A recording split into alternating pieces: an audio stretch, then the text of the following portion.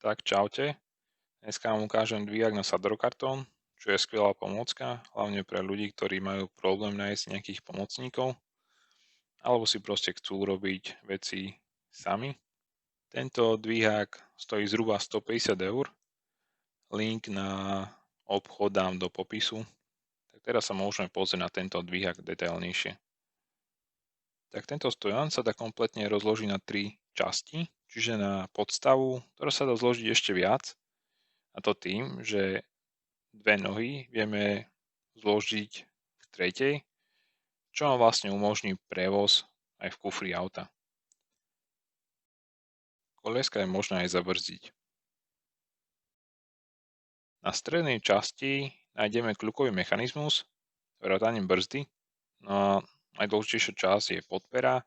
Šírka podpery je 126 až 290 cm, v našom prípade sú výsunné ramena zasunuté, takže len 126 cm. Toto sú pridržiavacie uholníky, ktoré ak nepotrebujete, tak si ich môžete sklopiť, aby vám to nezavadzalo. Teraz krátka ukážka.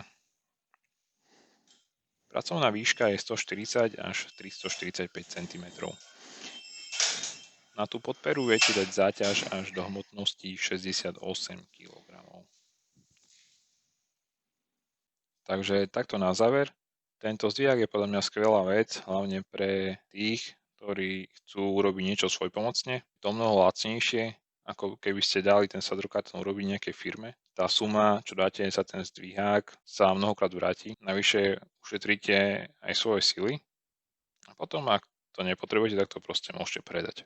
Ja dúfam, že sa vám táto recenzia páčila. Ak áno, tak môžete dať like alebo odber. A uvidíme sa pri ďalšom videu. Tak čaute.